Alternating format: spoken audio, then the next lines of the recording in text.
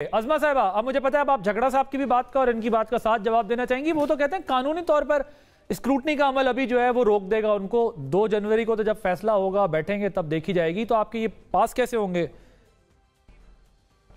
देखिए, बिल्कुल मेरे भाई जो हैं वो बड़े अच्छे वकील हैं।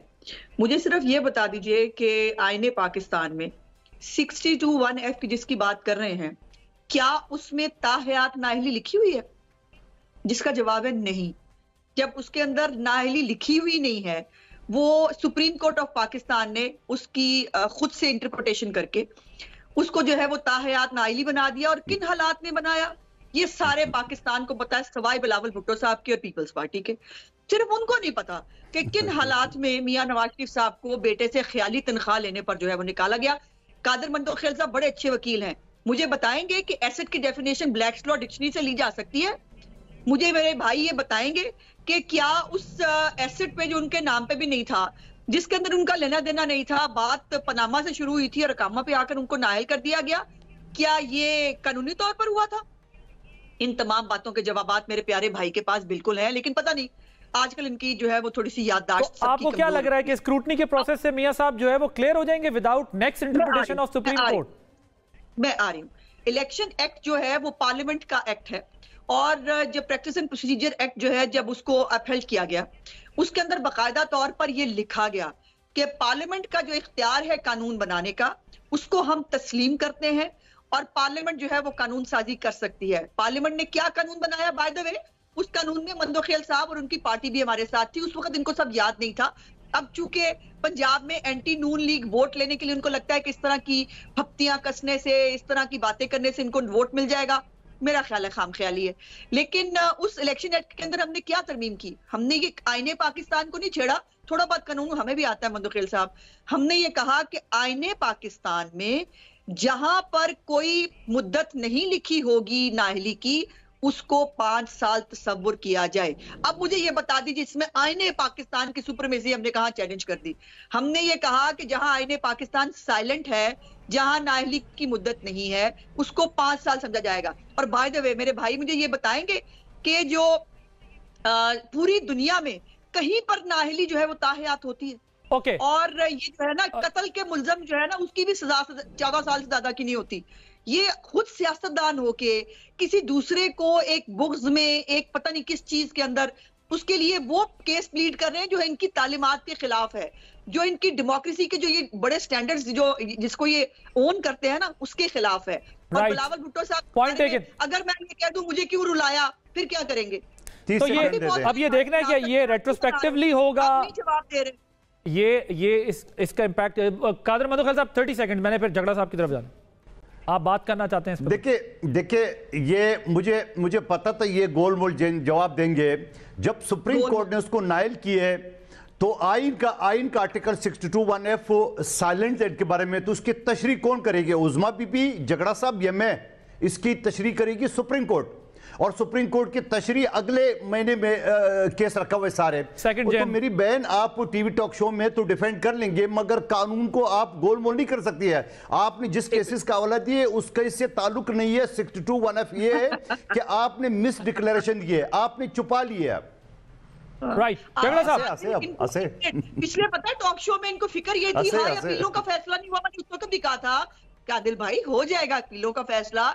मैं अब भी कह रही हूँ कादर भाई, इस तरह से मैदान खाली आपको नहीं मिलना, नहीं होगा। मियां नवाज शरीफ साहब ने मैदान में होना है, नहीं होगा। सारे टोट के ये चीजें। मैं तो चैलेंज करूँ शहबाज शरीफ साहब को, शहबाज शरीफ साहब को मैं चैलेंज करता हूँ, एनक्यूएम का, एनपी का, पीडीएम का सारा क्यों ले रहे हैं? आज वो 1-to-1 मुकाबला करे। चले आप दोनों के पॉइंट आगे, मजर झगड़ा साहब की तरफ जाना है। झगड़ा साहब मुझे ये बताएं कि दूसरी जमातों को सारा ले रहे हो, आ जाओ ना मैदान में। मुझे ये बताएं झगड़ा साहब के गुज़िश्ता हफ्ते खान साहब को जो है वो साइफर केस के अंदर रिलीफ मिला है। अच्छा, अब ये मुझे बताएं जो रिलीफ मिला है अदालत से मिला है, तो जिन जजेस ने रिलीफ दिया है, हमें याद है कि आपकी पार्टी का जो सोशल मीडिया ब्रिगेड है वो जब देखते हैं कि जी कोई फैसला खिलाफ आता है तो जजेस की किरदार कुशी होती है, और अगर फैसला हक में आता है तो जजेस की सताइश होती है।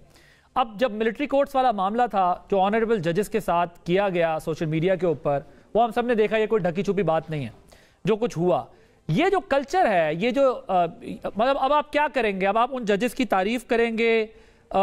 इस रुझान से कोई जान छुड़ाने का मूड है या नहीं? मीठा मीठा हप हप, कड़वा कड़वा थू थू, अगर हमारे खिलाफ आएगा तो हम कैरेक्टर असैसिनेशन करेंगे, हमारे हक में आएगा तो हम कहेंगे देखिए कितना आइन और कानून की बालादस्ती हुई है। इस कल्चर से कैसे जान छुड़ाएंगे? इस तरह तो हम इससे निकल नहीं सकेंगे, इस साइकिल से। और सब फैसला करते हुए, बात करते हुए, सहाफत करते हुए, सियासत करते हुए लोग यही सोचेंगे कि यार रिएक्शन इस तरह का होना है, तो फिर उसूल तो कहीं और रह जाएगा। Your take on. इसका भी मैं जवाब देता हूं और फिर मुझे 1 मिनट और दीजिएगा। 1-2 और बातें।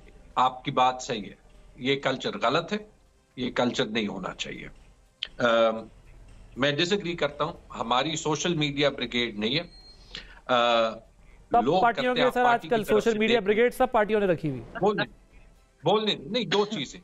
लेट्स एक चीज समझ ले, सोशल मीडिया की एक पावर है और हर चीज की तरह उसका एक अच्छा साइड है, एक बुरा साइड है।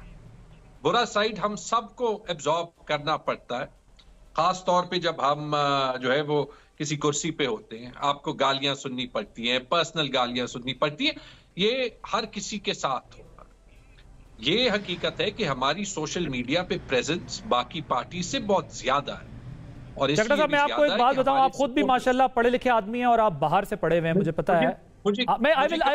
I'll give you a complete chance to respond to that। लेकिन जितना misuse and abuse social media का पाकिस्तान में है, मैं पूरी दुनिया घूमता हूं, मैंने किसी मुल्क में सोशल मीडिया का मिसयूज और अब्यूज इतना नहीं देखा जितना पाकिस्तान में, इररिस्पेक्टिव ऑफ एनी पार्टी। लेकिन जो शोकुच वहां होता है वो that is not acceptable anywhere in the world, to be honest. और बाहर से बैठे लोग कर रहे होते हैं, आई विश कि वो पाकिस्तान आकर करें तो उनको ज्यादा जो है वो हम समझेंगे कि ये फ्रीडम फाइटर हैं। लेकिन अनफॉर्चुनेटली पाकिस्तान में सोशल मीडिया का मिसयूज और अब्यूज होता है। आप बाहर से पढ़े और दुनिया को आप समझते हैं, तो मेरा ख्याल है आप इस बात को समझ रहे होंगे मैं क्या कह रहा हूं।